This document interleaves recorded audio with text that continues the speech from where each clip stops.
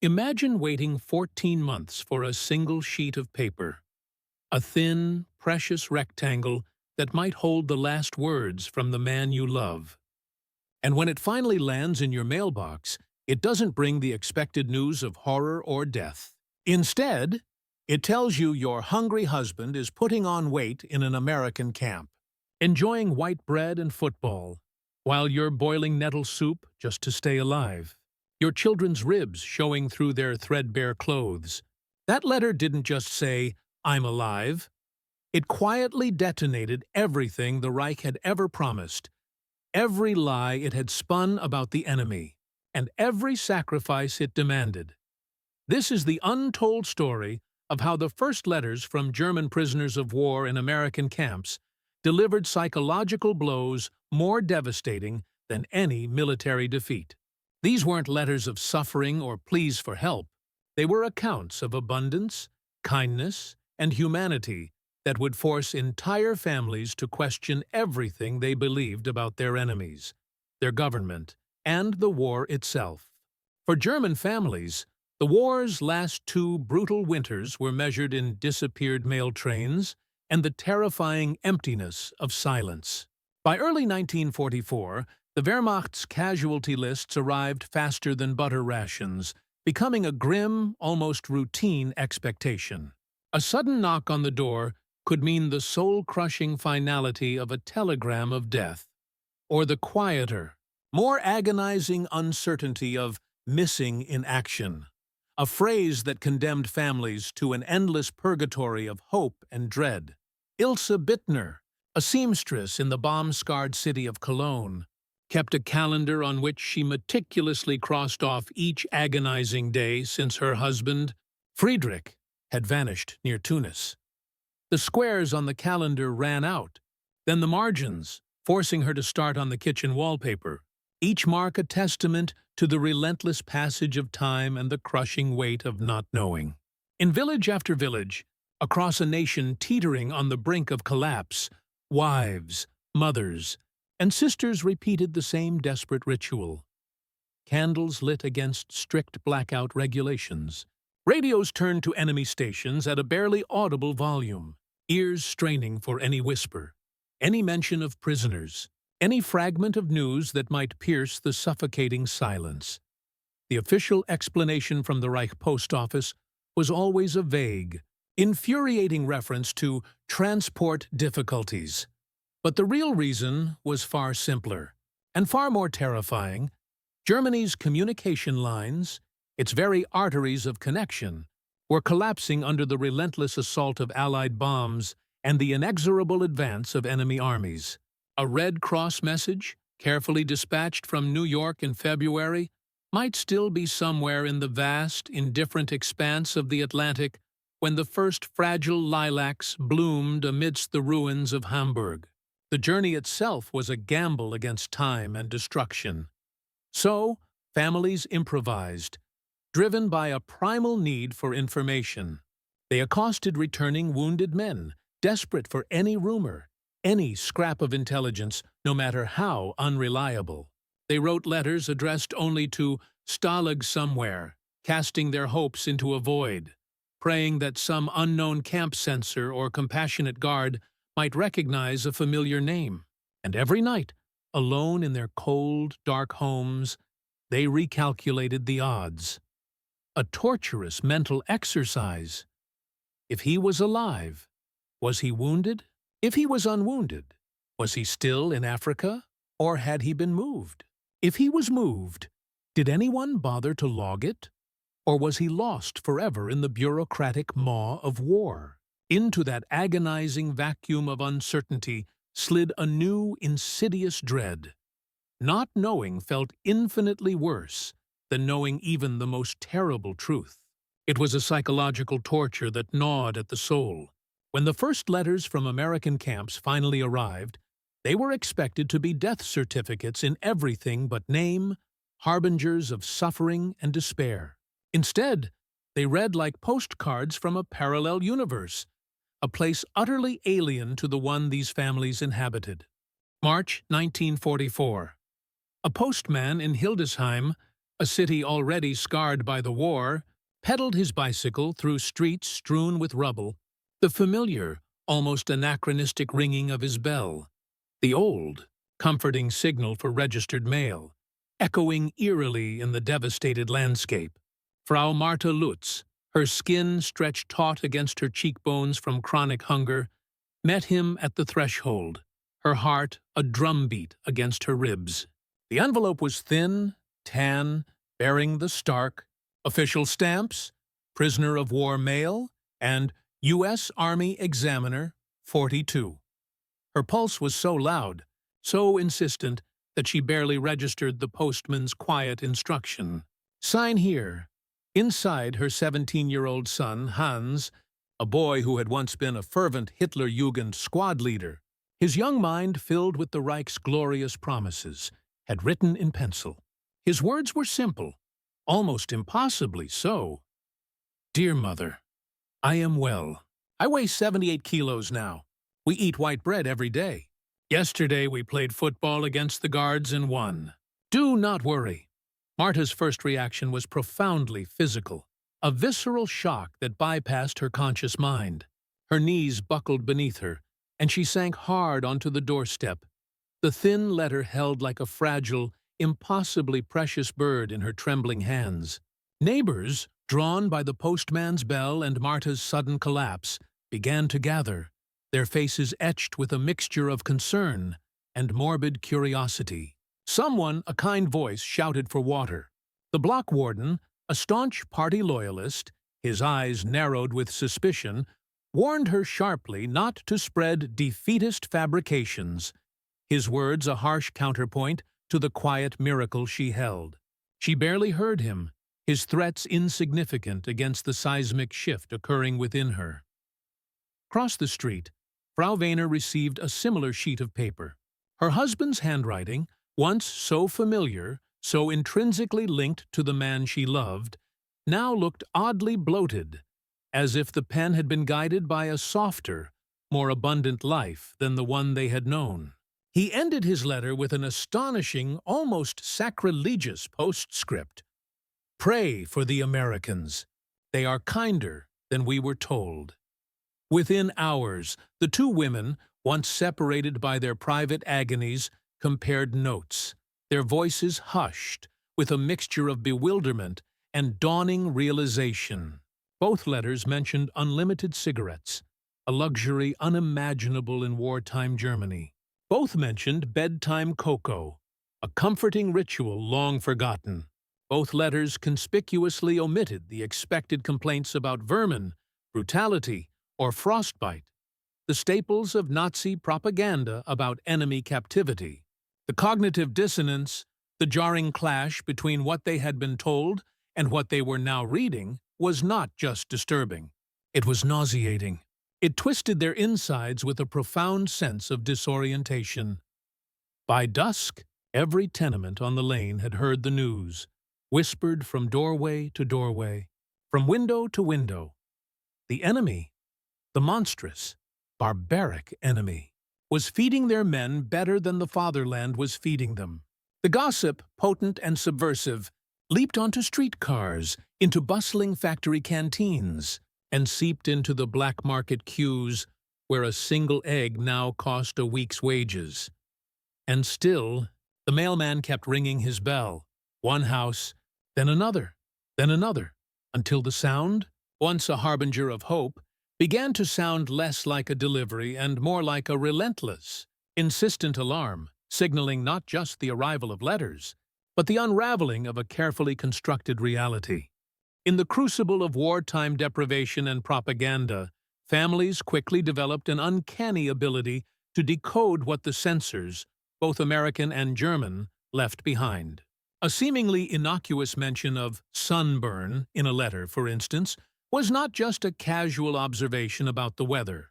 It was a clear signal of outdoor work details, a stark contrast to the dark, claustrophobic coal bunkers or underground factories many feared. Church services optional translated directly into a freedom of religion, a concept that had become increasingly constrained and monitored within the Third Reich. And the casual remark, Saw a movie last night. Signaled a luxury beyond imagination. Electricity at the flick of a switch. A stable power supply that Berlin itself hadn't consistently enjoyed since 1942. These were not just words. They were fragments of a different world, delivered through a thin envelope. But the real, gut-wrenching shock lay not just in the tangible details, but in the subtle yet profound shift in tone. Pre-war letters from the front, when they arrived at all, had bristled with an almost performative sense of duty. Triumphalist pronouncements of victory and the grim, almost romanticized acceptance of inevitable sacrifice. These new letters, however, sounded comfortable. They were imbued with a surprising sense of normalcy, even domesticity.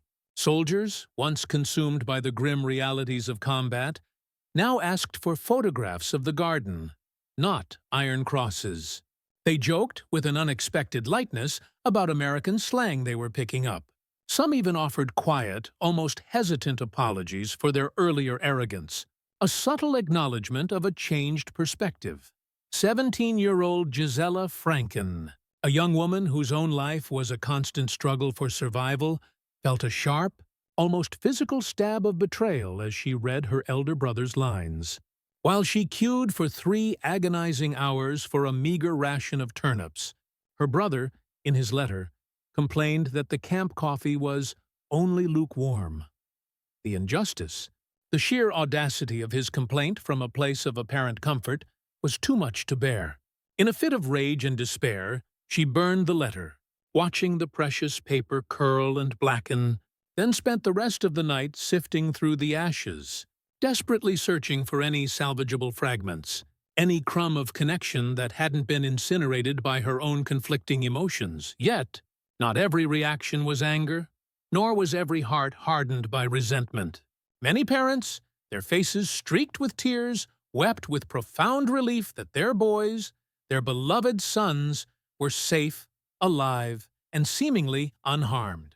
Oma Kubler, an elderly woman who had endured countless hardships, kissed the stamp on her son's letter as if it were a sacred relic and slept with it tucked under her pillow for a week, drawing comfort from its physical presence. The emotions these letters stirred were never pure, never singular. They blended and bled into one another like watercolors on wet paper. Relief tinged with resentment. Gratitude shadowed by the corrosive guilt of those left behind. Propaganda minister Joseph Goebbels, the architect of the Nazi regime's lies, had relentlessly warned the German populace that captured soldiers were tortured, starved, and systematically turned into slaves of the enemy. These letters, however, even heavily censored, cracked that official narrative wide open, exposing its hollowness. Families began asking dangerous questions, questions that chipped away at the foundations of the regime's credibility. If this part isn't true, if our boys aren't being starved and tortured, what else is false? What other truths have been hidden from us? April 1944. The brutal reality of wartime Germany tightened its grip further. Potato rations dropped yet again, a stark indicator of the nation's dwindling resources. In the heavily industrialized city of Dortmund, workers received a paltry 250 grams per person per week, an amount that, shockingly, was less than the American prison camp's daily bread allowance. The whisper, the insidious rumor that POWs received jam with their breakfast, spread like wildfire, a bitter counterpoint to the bland, meager meals available to civilians. Women who had once proudly donated their precious winter coats to the army, fueled by fervent patriotism, now muttered darkly that their men were holidaying across the ocean, their sacrifice feeling increasingly hollow and exploited. Gestapo reports filed that month, meticulously documenting the mood of the populace, noted a pervasive, fatalistic mood, and a dangerous erosion of trust in official bulletins. Party members, clinging desperately to the official narrative, were quick to blame Jewish radio or insidious Allied propaganda for this shift in sentiment. But the true, far more potent source was simpler, more intimate, and utterly untraceable by their surveillance. Letters, tucked discreetly inside apron pockets, read aloud in hushed tones under breath in bomb shelters, market queues, and darkened kitchens. These were the real weapons of psychological warfare. A schoolteacher, her spirit weary but her conscience burning, confided in her diary, "The enemy treats our sons better than our own country does. What crime are we paying for?" She hid the notebook beneath her floorboards, a desperate act of defiance. Discovery would mean certain camp, or worse. The very act of writing such a thought was an act of profound courage. Children, with their innocent yet piercing observations, repeated what they overheard. A young boy tasked with collecting scrap metal, his small hands grimed with the effort, asked his Hitler youth leader, with genuine confusion, "If Americans are monsters, why do they give my brother chocolate?" The leader, a man whose own convictions were likely wavering, had no answer, only a profound, uncomfortable silence. He, too, had a cousin in Oklahoma, a cousin whose letters had begun to paint a very different picture of the enemy.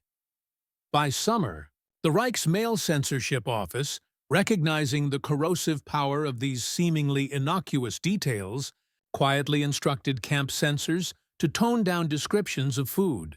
They understood the danger, but the originals, the uncensored truths, continued arriving, smuggled home by neutral Swiss diplomats and Red Cross officials who, perhaps, believed in the simple power of truth. Each envelope, each detailed description of abundance, was a paper cut against the regime's credibility, a slow, agonizing bleed of trust. American camp commanders, caught in the complex web of wartime strategy and humanitarian concerns, faced their own unique quandary. War Department policy explicitly encouraged the humane treatment of German prisoners and the free flow of correspondence. The strategic goal was clear: to prove to the German populace that Allied treatment was fair, even generous, thereby undermining Axis propaganda and encouraging further surrenders. Yet, specific, overly detailed descriptions in these letters, brand names of goods, precise calorie counts, vivid accounts of leisure activities, could backfire spectacularly. Such details might not only boost enemy morale by showing that their soldiers were well cared for, but, more dangerously, they could incite profound unrest and resentment among German civilians struggling with extreme deprivation. The solution, then, was a delicate dance of omission and alteration. Blue pencils became the primary tool of this subtle psychological warfare. Coca-Cola became the more generic, less provocative cold drink. Precise weights, like 200 grams of meat, were replaced with vague, reassuring phrases such as adequate portion. But prisoners, resourceful and desperate to communicate the true extent of their unexpected good fortune, quickly adapted. They developed their own subtle codes, a secret language of plenty. Ate like a king meant steak, a luxury almost unimaginable in Germany. Ate like a prince signified pork, another rarity. And the ironic, almost tragic phrase, ate like a civilian, signaled the dreaded hash, the bland, unappetizing fare that was the closest approximation to what their families were enduring. Families, in turn, learned to read this gradient of abundance between the lines, intuiting the true meaning behind the euphemisms. A letter stating, "I finally fit my old uniform trousers," spoke volumes more than any official ration chart ever could. It signaled not just weight gain, but a complete reversal of the physical deterioration they had expected. Some censors, often German Americans themselves, found their professional detachment challenged by a profound empathy for the homesick boys whose letters they scrutinized. They quietly, perhaps even subversively, let slip a "Merry Christmas" or a "May God bless you," phrases explicitly banned at home by party decree, considered dangerous expressions of sentimentality or religious belief. These tiny, almost imperceptible acts of kindness, these small breaches in the wall of wartime censorship, traveled across the vast ocean and landed like precious seeds on scorched, barren soil, offering a flicker of hope and humanity. Psychologists after the war, grappling with the profound and widespread societal trauma left in its wake, coined a term for what those letters triggered: Fernkrieg's shock, remote war shock. It described a collective emotional whiplash, a profound psychological disorientation among civilians who had not directly experienced combat but were deeply affected by second-hand revelation. The symptoms mirrored those of PTSD, yet their origin was unique, stemming not from direct trauma, but from the jarring, often contradictory information arriving from afar. Victims reported a disturbing constellation of symptoms: chronic insomnia, their nights haunted by unanswerable questions, a pervasive loss of appetite, food itself becoming a source of guilt and resentment, and sudden, uncontrollable sobs that would erupt unexpectedly at workplace benches, in market queues, or during quiet moments at home. Doctors, themselves often hungry and overwhelmed, could offer little beyond nerve tea, a concoction made from chamomile stems, a palliative for a wound far deeper than any physical ailment. Pastors, however, noted a significant surge in church attendance, not for victory prayers, which had become hollow, but for confession, for solace, for an explanation of the moral chaos that had descended upon their lives. One priest, a man burdened by the confessions of his flock, recorded a parishioner's wrenching lament: "I wished for my son's death rather than his comfort, because death I could bear with honor." The admission, raw and horrifying, shocked them both into a stunned silence, yet it perfectly encapsulated the profound moral vertigo, the utter inversion of values that these letters had wrought.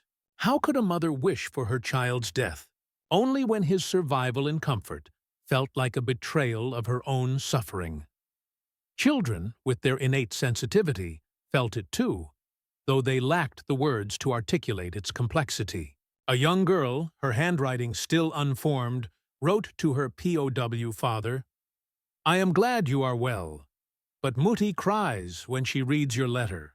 I do not understand grown-ups." The letter, so innocent, yet so revealing of the deep emotional chasm opening within families, never passed the camp censors. It rests today, a poignant testament to a child's confusion, in a National Archive box, its folder stamped with the chilling, bureaucratic instruction: "Return to sender. Content inappropriate." Its truth was too inconvenient, too unsettling, to be allowed to travel. Goebbels's office, recognizing the insidious threat posed by these personal testimonies, launched a vigorous counter-messaging campaign. Posters, grim and stark, appeared across the Reich, depicting emaciated POWs behind barbed wire, their faces hollowed by starvation. Headlines screamed of American torture and Allied brutality, desperate attempts to reinforce the crumbling narrative. But the carefully constructed propaganda clashed violently with the undeniable power of first-hand testimony. Families, holding their sons' familiar handwriting in their hands, trusted those intimate, penciled words far more than any ministry slogan, no matter how loudly proclaimed. The personal trumped the political party functionaries, increasingly desperate, organized mandatory letter-writing classes for soldiers still at the front, urging them, almost begging them, to describe harsh conditions, to invent stories of suffering, to reinforce the official line. Few complied. Most feared losing their precious male privileges, a lifeline to home, or simply balked at the sheer moral repugnance of lying to their already desperate relatives. The truth, even an uncomfortable truth, held a powerful sway. Gestapo files from this period reveal a disturbing spike in denunciations. Neighbor accusing neighbor of spreading POW falsehoods, of undermining morale with their tales of American abundance. Courts issued stern warnings, but convictions rarely stuck. Even judges, men whose lives were dictated by party loyalty, quietly waited for their own sons' letters, their personal anxieties often outweighing their professional duties. They, too, were caught in the vice of cognitive dissonance. By late 1944, as the Allied noose tightened and the regime's control weakened, Berlin authorities, in a tacit admission of defeat, advised regional leaders to emphasize enemy air raids rather than prison conditions in their public addresses. The topic of POW treatment, once a potent propaganda tool, had become unwinnable, a dangerous subject that only served to expose the regime's lies and hypocrisy. The postcards, it seemed, had won the information war. Not every emotion ignited by these letters was political, nor was every reaction rooted in the grand narrative of war. Many wives, caught in a deeply personal and agonizing conflict, wrestled with profound guilt over a growing, unsettling resentment. Their husbands were safe, relatively well-fed and secure, while they themselves were dodging bombs daily, scrounging for food, and enduring unimaginable hardships on the home front. Some couples, tragically, never regained their pre-war intimacy after the revelation of this stark, almost obscene comfort. The shared suffering that might have bound them together was replaced by an unspoken chasm of unequal experience. Ilse Bittner, the seamstress from Cologne, confided in her diary, her words raw with a terrible honesty. "I should rejoice, yet I feel abandoned on the front lines of hunger." When Friedrich eventually returned in 1947, a stranger returning to a shattered home, they sat across the kitchen table like polite strangers. The bread between them, now plentiful, was tasteless, devoid of the sustenance of shared experience, the flavor of common struggle. Meanwhile, fiancés, faced with the stark reality of their loved one's comfort, while their own lives were a daily battle, sometimes broke engagements. The old adage, "out of sight, out of mind," merged with a new, bitter truth, out of ideology. Returned POWs sometimes learned their sweethearts had married crippled veterans, men who bore visible scars, who were symbols of sacrifice and suffering, not of unexpected abundance. These were the men who fit the heroic narrative, not those who had been holidaying across the ocean. Yet, amidst the heartbreak and resentment, other couples emerged stronger. Their bonds forged anew in the crucible of separation and correspondence. Lieschen and Bernhard, for example, exchanged over 300 letters, each word a lifeline across the Atlantic. She, with painstaking devotion, knitted him a sweater from unraveled Red Cross yarn, a testament to her enduring love and resourcefulness. He, in turn, carved her a delicate brooch from scrap plexiglass found in the camp, a tangible piece of his new, strange reality. Their voluminous correspondence, carefully preserved in a dusty Bonn attic, ends with a simple yet profoundly moving 1948 wedding photo.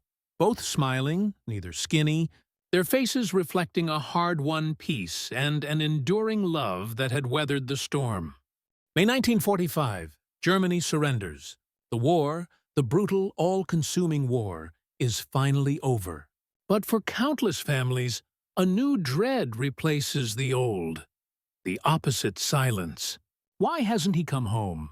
Why is he not here? Many POWs lingered in U.S. camps for months, even years, caught in the bureaucratic quagmire of repatriation logistics that crawled at an agonizing pace. Letters, once filled with reassurance, now flipped to a tone of mounting frustration and impatience. They say transport soon, but weeks pass, then months. The relief of survival was now overshadowed by the torment of prolonged separation. At home, in the shattered cities and devastated countryside, occupying Allied forces began distributing care packages. These parcels, brimming with the very same foods POWs had once boasted about, coffee, powdered milk, Hershey bars, were now for the starving civilians. Women who had cursed American plenty, who had seethed with resentment at the thought of their sons enjoying such luxuries, now stood in line for it, a profound shame hot in their throats, a bitter irony that twisted their hearts. The enemy, once again, was providing sustenance. Children who had learned to read from POW descriptions of ice cream, a mythical treat from a distant land, finally tasted it themselves. The sweetness mixed with the indelible memory of envy, of wanting what their fathers had while they themselves starved. The war's moral ledger, it seemed, had no neat columns, no easy accounting of right and wrong, suffering and privilege. The lines were blurred, complex, and deeply unsettling.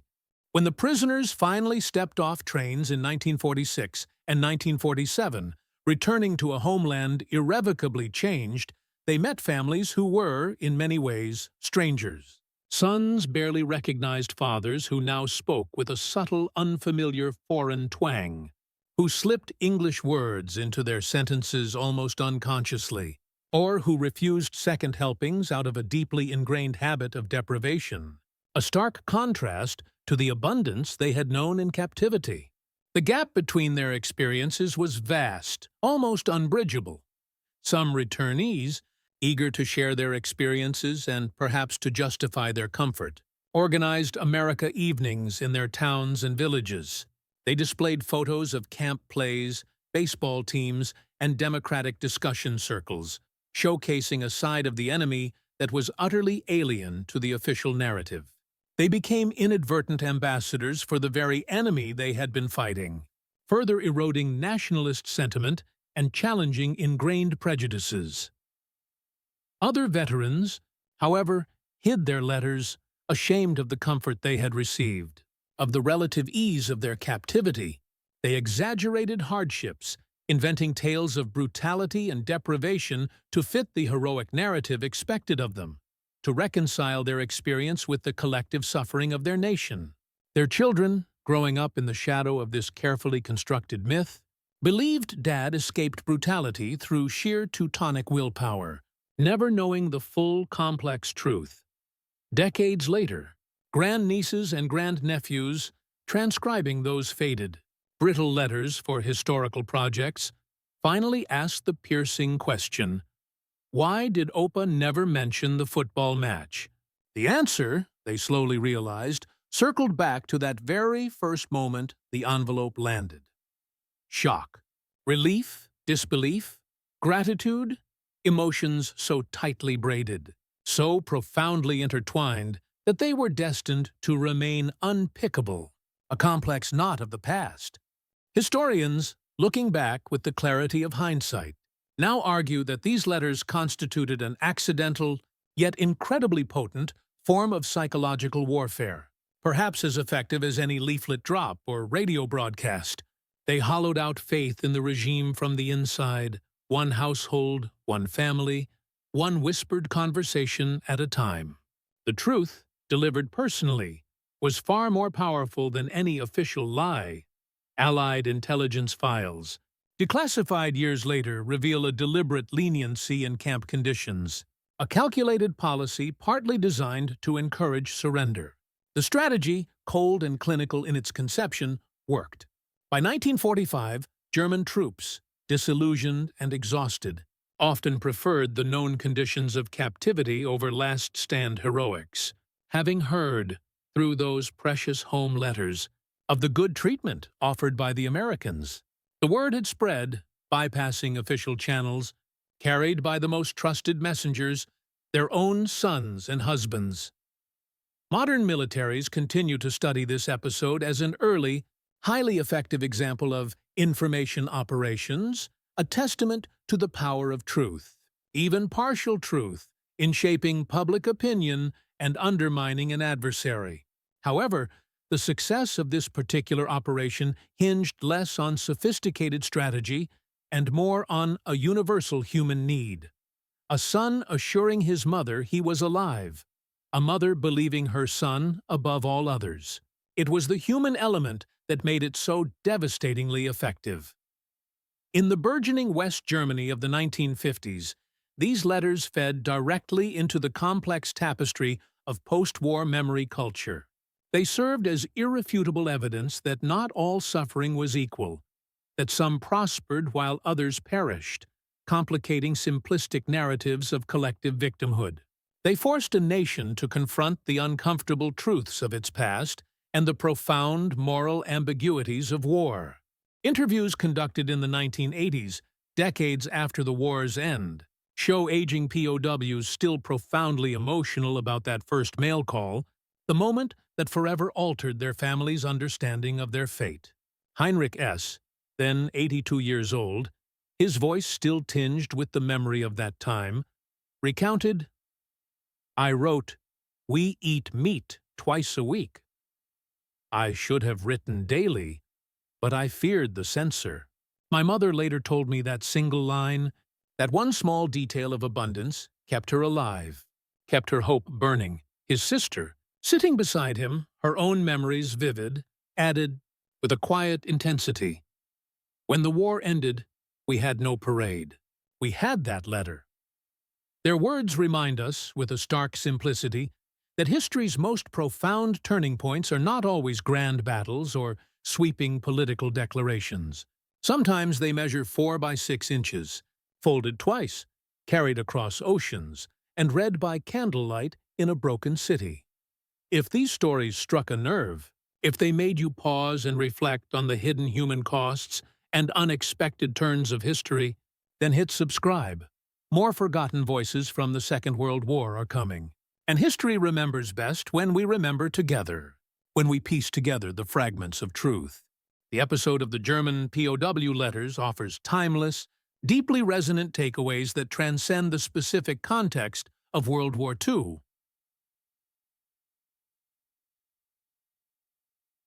G. Truth, once airborne, outruns censors.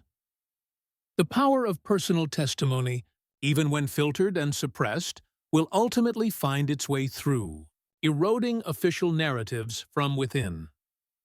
Comfort can be as subversive as cruelty. Unexpected kindness or abundance, especially when contrasted with widespread suffering, can dismantle ideological foundations more effectively than any direct attack. Families gauge war less by battlefield news than by grocery comparisons. The intimate, domestic details of daily life, food, warmth, small comforts, often hold more weight for those on the home front than abstract military victories or defeats. Empathy toward an enemy can undermine regimes faster than bombs. Humane treatment of prisoners, when communicated back to their homeland, can sow seeds of doubt and ultimately erode trust in a government that demonizes its adversaries. Apply those lessons to today's conflicts, to the global struggles we witness daily, and the same dynamics, the insidious spread of disinformation, the widening hunger gaps, the critical importance of prisoner welfare, still echo with chilling relevance. History, it seems, has a way of repeating its most profound lessons. In 1955, a decade after the war's end, Friedrich Bittner, the husband of Ilse, mailed one final, profoundly symbolic letter from Chicago, where he had emigrated, seeking a new life away from the ruins of the old. He enclosed a snapshot of himself standing in a bustling American grocery store aisle, shelves towering with an unimaginable abundance of bread, rows upon rows of pristine white loaves. On the back, he wrote in both English and German, his words a testament to enduring hope and the quiet miracles of peace. To Mom, proof that miracles persist. Your loving son. Ilse, now a grandmother, her face lined with the wisdom of a life lived through unimaginable change. Tucked that photograph and its message inside her worn 1944 calendar, right beside the crossed-out squares of silence, the marks of her long, agonizing wait. She never hung another wall calendar again, never felt the need to measure time in arbitrary boxes. Time, she said, had lost its grip on her the day the first letter arrived. The day her world shifted, irrevocably, one thin sheet of paper at a time. Those first letters from American camps did more than confirm survival. They cracked the facade of a totalitarian state. They rewrote family lore and, in their quiet, subversive way, They seeded the ground for post-war reconciliation. They remind us, with profound clarity, that history's most powerful weapons aren't always explosive, aren't always wielded on battlefields. Sometimes they are scribbled in pencil, carried across vast, indifferent oceans, and read by candlelight in a broken city, delivering truths that reshape nations. Shock, relief, disbelief, gratitude. These were the complex, intertwined emotions that reshaped a nation, one precious, fragile envelope at a time.